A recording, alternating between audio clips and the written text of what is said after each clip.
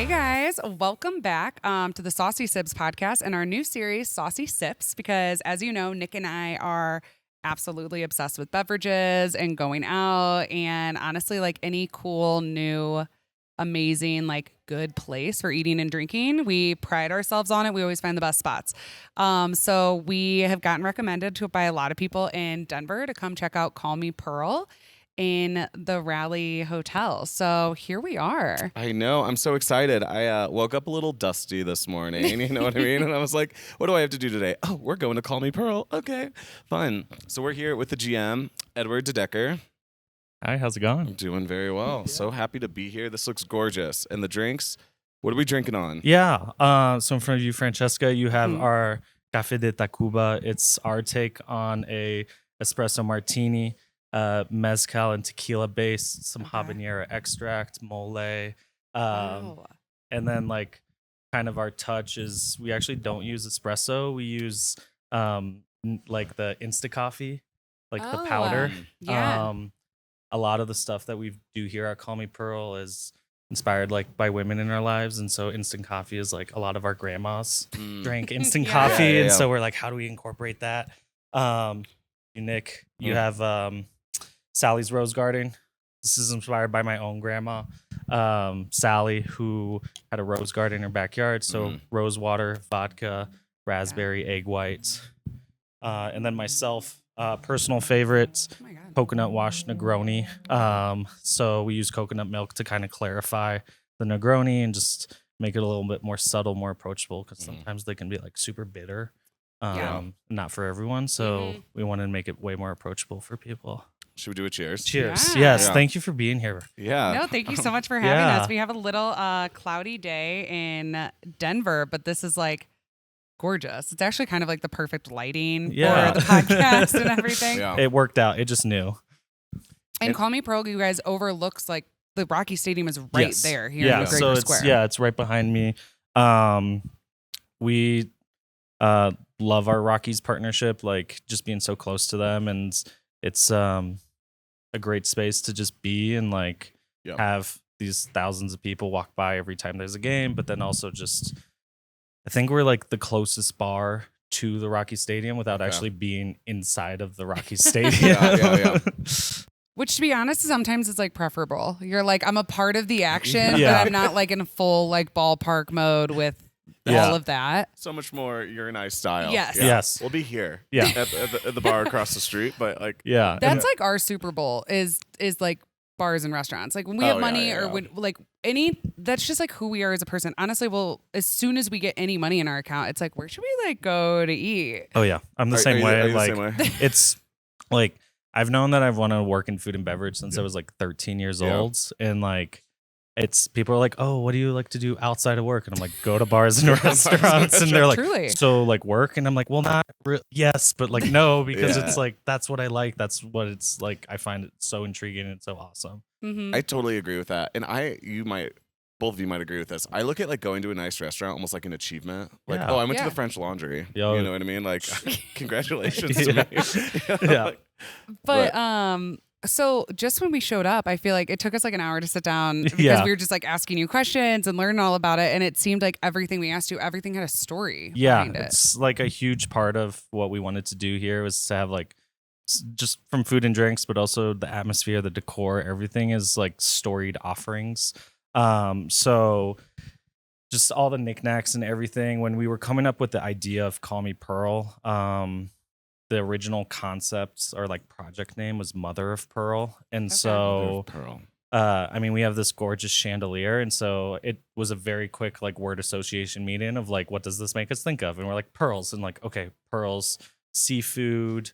And then Mother of Pearl is the material on the inside of oyster shells and seashells. And so we're like, okay, so something more feminine with the word mother, and then seafood focused on the food side of things, and then cocktails and drinks and all that stuff to kind of just bring it all together. So we had a meeting kind of about our mothers and our grandmothers and cousins, sisters, just the women in our lives. And we're like, what do they like to eat? What do they like to drink? What's in their living rooms? All that stuff. And so it's kind of like Audrey Hepburn, Jackie Kennedy vibes is like some of the like women that we took inspiration from. Yeah. Actually, one of that book right there is written by Jackie Kennedy. It's her tour of the White House when she Oh. was the first lady, and we just like went to a bunch of thrift stores and like found these random like pearls, so Yeah. to Yeah. speak. And so yeah, it's just even like Julia Child's. Like I remember showing up to my grandma's house and she would always just have like Julia Child's like with that iconic voice like playing on the TV and like all that stuff. So Yeah. it's just a bunch of these things that we all kind of anchor to and is a part of our lives, and we wanted to share that with everyone that came in. It really like comes through. Yeah. Like Yeah. I had heard great things, and of course I looked you guys up and everything, but I was like, oh, it's very like when you guys have such an open space. So when you guys come, Yeah. you'll see that in the Raleigh Hotel, it's kind of just open to the whole hotel, but Yeah. it feels cozy in its Yeah. own area, and like you literally walk through the threshold and it feels like a whole different little vibey area. Like living room almost. Yeah. Mm-hmm. What we wanted. It was like we wanted to be intimate, and Yeah. because it's also so personal for a lot of us that's part of the intimacy is like we want to share that and like make it intentional and thoughtful, and we couldn't build a wall to like separate the lobby of the hotel to the bar, so we added like these plants behind you and So cool. just these little touches to try to make it for such a small space but open at the same time with the windows and everything to make it feel intimate and like cozy. Yeah. Well, No, it's perfect. Yeah. It really. So let's talk about a little bit about the chef. Yeah. Who was our executive Steven. chef? Steven. Yeah. He just brought us out a spread. Yes. Everything looks insane. Yeah, so kind of my left to right. Right here we have some rice cakes. So sushi Okay. rice. We fry it, and then a crab salad with a spicy mayo, ahi poke with pineapple relish, fried wonton chips. This is our pearls, or our oyster setup on a bed of pearls. So we kind of rotate between East and West Coast pearls, or oysters. Kind of switch in between and just finding what's best available to us in the moment. And then finally, like just French fries. Like you can't go wrong with French fries. Like, Yeah. No. and Yep. we went through like maybe a dozen different sauces, and we ended up with ketchup and ranch because we're just like Yep. it's like the two best ones, and we're just like, you know what, like why do all these like too much frill in a sense and too Yeah. much stuff, and like keep it simple. And that's what we wanted to do, is we want to do like really cool ingredients, really cool things, but keep it simple, keep it approachable. So even like our caviar service that we have here, we just serve Caviar service. Okay. we just serve it with just potato chips, and Yeah. it's just like we don't need all the like hard boiled eggs and chopped No. onions, all that stuff. Like, I get that. exactly. Yeah. So we have a lot of people who come in and they're like, "Oh, should I get the caviar?" I'm like, "Well, have you had caviar before?" And because it's not for everyone, No. it's like super salty, and not everyone really likes that flavor, and so. It is for me. Yes. I love it, I too, huge fan. But yeah, we wanted to have just really good things done kind of simply and approachably in a way that, you know, if it's your first time or if you've had it 100 times, you can still really enjoy it. Yeah.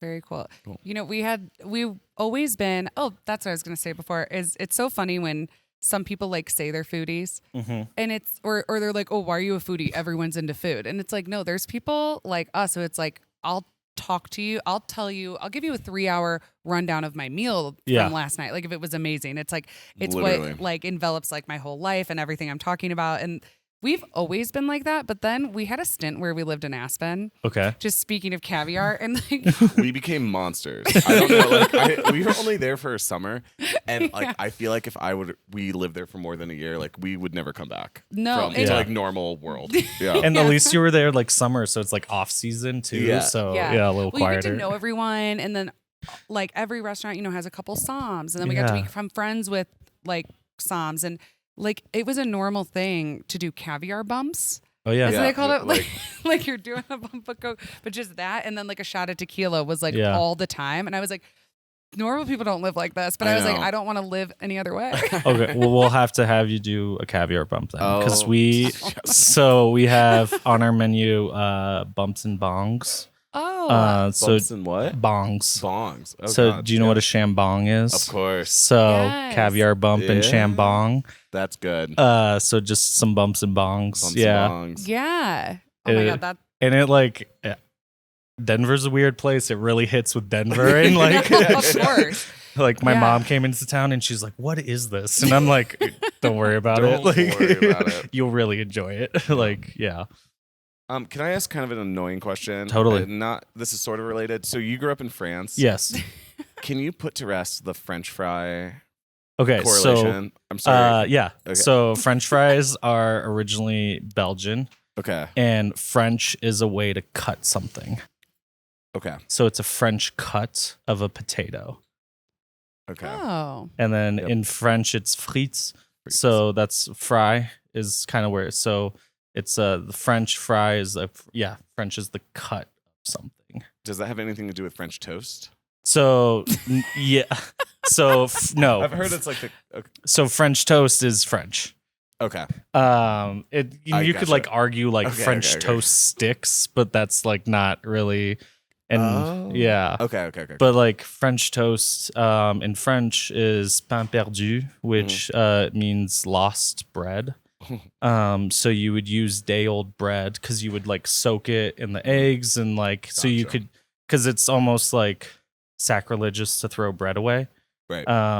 It's Yeah. like in French, it's an old like Catholic thing because it's goes back to like body of Christ, so you don't throw bread away. So you Wow. always use bread. You never throw it away. That's amazing. Next Yeah. time anyone orders French toast from me, I'm gonna be like the body of Christ.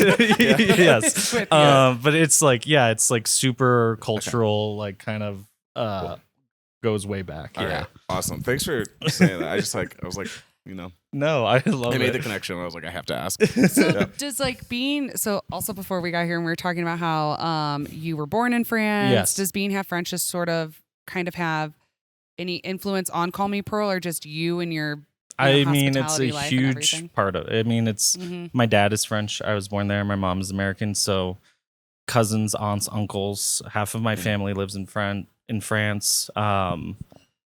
We moved to Maryland when I was 4 or 5 years old, and I would spend all my summers with my grandparents in France, in Provence, and it's just like food and wine and all that. Like even inviting people over to your house and all that it's ingrained. Like hospitality is ingrained in the culture, and so I don't think it's far fetched that I do this for a living now.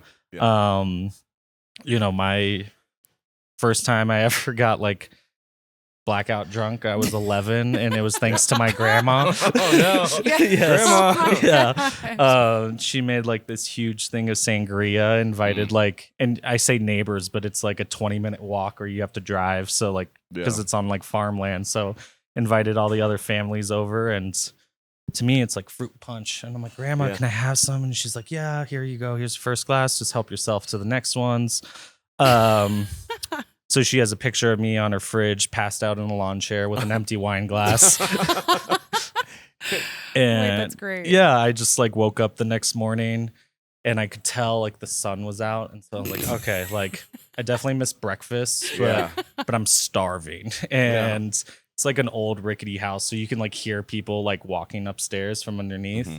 And so by the time I get down, I like walk in the kitchen and my grandma's like frying eggs and bacon. And I'm like, Grandma, like, I know I missed breakfast. I'm so sorry. Like, when's lunch? And she's like, Edward, it's 2:00 in the afternoon. Lunch was 2 hours ago, but I heard you waking up. So here's some eggs and bacon. And like, didn't like shame me or anything about it. She was just like, oh, he must be like super hungry and hungover.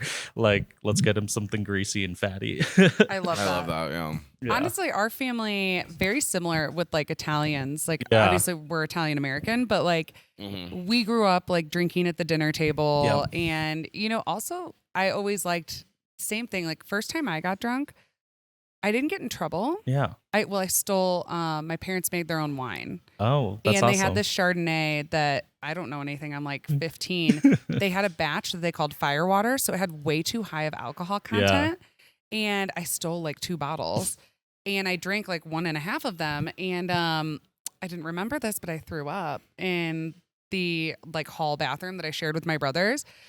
And my mom just woke me up with like a bucket and a mop, and she was like, go Here deal you with go. that and like get up and like here's an Advil and some orange juice, and that was like that, and it wasn't like a big thing, but I think it's like, I don't know, it's like when I got to like college, like to like get blackout and to like rage, like was not really of interest. I was like, no, like Totally. you're supposed to like have a good time. Like, yes, I want to go to like all the parties that I shouldn't go to, but like also like remember them the following morning. Yeah. No, we've always been, I think, again, the way we were raised, just able to hold our own alcohol and like fine with it. Like we never, got to college and like went crazy. Yeah. I was like, I've been allowed to drink for 10 years already. Yeah. It was always just like a glass of wine with dinner, or like my dad would like make us, like my brother and I, like run downstairs to get a bottle of wine. And so we're like, oh, like, he's like, go get some wine. And we're like, which one? He's like, no, you pick. And then so we would go downstairs, grab a bottle, run back up. And he's like, wrong bottle, go pick the right one. And we're like, which one's the right one? And he's like, this is what we're having for dinner, go pick the right bottle. And so you run back downstairs and like, you're like, that's wait, cool. what? Like, I love that. Yeah. And so you just like learn these things, I think, just inherently. Yeah. Yeah. I find that funny because I don't find that like pretentious knowledge about wine. You know what I mean? Like you're French, like it makes sense. Whereas like people are like, oh no, it's red, drink it. I'm like, I don't have like, I've never taken a SOM test or anything like that. I am pretty confident in my wine knowledge and like have studied it. But I never did it to like, I don't know. I don't love the pretentious culture around it. Like you said, my first question to people was always like, well, what do you normally like to drink? Right.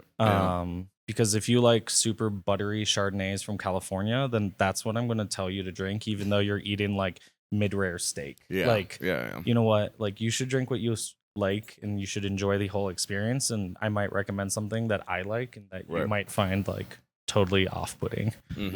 That makes a lot of sense. Okay, so what are your favorite things that are on the menu here? I mean, to start off, just oysters. Yep. Yeah.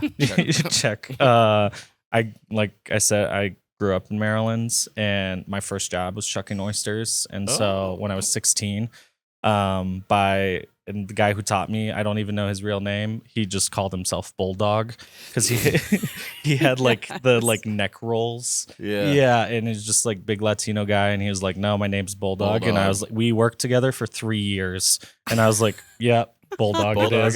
Yes. So oysters are always totally a favorite of mine. And then these like rice cakes with the crab on it. It's like kind of Asian-y, but also just so delicious, like crispy and like briny and salty and sweet, and like it's just good. And then from cocktail perspective, like the Café de Tacuba, definitely like I love it. Unbelievable. And I'm not normally I've been a bartender for a long time, and sometimes like the espresso martini, I'm just kind of like over it. I'd almost rather have like a shot and a shot of espresso next to each other, unless it's something really different and good. I don't want Baileys. I don't want just like espresso flavored vodka. I really, and like the fact that this has mezcal in it, and it's so, I don't know. It's just like wonderful, but it's not too sweet too. That's another thing. I hate overly sweet cocktails. I'm like, I don't need a dessert. I'm looking for a cocktail to like complement my dinner and food. It's like I just like it's finding the right balance in them, right? Like not overly boozy, not overly sweet, like or acidic. And so when people are like, "Oh, I can't taste my vodka and my vodka soda," and it's like, it's probably because it's made correctly. Like, you're actually like not really supposed to taste it. But in a bunch of our stuff, like we make this like lemon vodka in house for like our happy hour cocktails, which are just like the classics. So lemon drop, Cosmo, like a cucumber smash for happy hour. And we call it like just champagne hour. Champagne hour. Yeah. I love that. The happiest of hours. Yes. my mom would always joke, like when my brother and I would get in trouble, she would just like spend our entire like college tuitions on just Veuve Clicquot and like like sell the house and just like live in a fort of orange boxes. I don't know much about champagne. I really feel like I've just never really gotten. We'll have to go to France. We'll have to go to Champagne and learn. Mm-hmm. You know, okay, this is gonna sound pretentious. One of the places I've been bartending at on the weekends, we have Cava, but CAVA. Yeah. I'm gonna tell everyone because apparently not everyone knows this. Because people keep asking me what it is. Yeah. I'm like, okay, champagne is from Champagne, France. The other sparkling stuff from France, not champagne. Then Cava's from Spain. Prosecco's from Italy. No one knows that. Yeah. Like regular, like I guess bar goers, which is fine. I'm not like.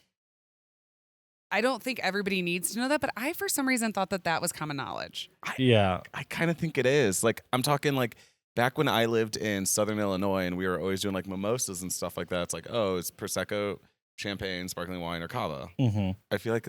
But then people are getting it confused with the Cava, Kava. Oh, that weird. That like root. Oh, you know? yeah. They were like, oh, is this like a Cava bar? And I was like, no. No. It's like, it's just bubbles. I've never put that together. Yeah. I think people are like learning more and more about things. And so like, that's really exciting because then you can do things like mezcal and an espresso martini because before like people like did not like mezcal at all, or they're like, I don't know what this is. This isn't tequila. It's way smokier. And so I love that people are like learning more about things. Yeah. And again, like you have to kind of do it in an unpretentious way where you're like, oh, you can't just be like, oh, I'm smarter than you because I know what champagne from France is. And it's like, okay, well, you know, like one thing, but this person might be like a rocket scientist and like, like I can actually do like math in their head and like something like that. So it's I can't do basic arithmetic, but like I know a lot about French wine. Yeah, exactly. And so that's super exciting to see, like, and even just Denver as a whole, like one thing like we notice is like actually beer is like selling a little less. And it's a lot more liquor and a lot more wine, which is really exciting because beer is so Denver is so beer centric with all the like breweries and everything. And we kind of like are coming back from like, I don't know, all these like crazy like IPAs and all that stuff. So it's kind of like nice to just like have a normal beer like again on a menu and like people wanting to look for that stuff. And no, I love that. One of the reasons too we're doing this series is I think one of my least favorite things about Denver is how people act like we're not a good food city here. And I'm like, have you been? And so did you just see we had like best pizza in the country? Yeah. Oh, best pizza in the country? Oh, no. Wait, who did that? I actually was said it Westward or? Yeah, I think you're right. Yeah. It's no, it's crazy. That's if you read, because like I follow all the magazines and their Instagrams, and when I read all the comments, people are like, Denver is the worst food in the country. Denver, this, blah, blah, blah. And I'm like, go to better places. Like, that's why we're doing this is like, we have a lot of friends who like own restaurants and like we said, this is our passion. And I'm like, I don't know. I just love to see people doing it well and we're going to show them. It's like, you're just going to the wrong spots. I will say that there are places in Denver that are subpar. 100%. Like, yes. Like you can go to a restaurant and it's open and it could be busy, but that doesn't mean it's good. No. Which is like, you can find deceitful. You can like see a place is very popular, but then it's not necessarily very good. Yeah. I love that we got like the Michelin guide. Oh yeah.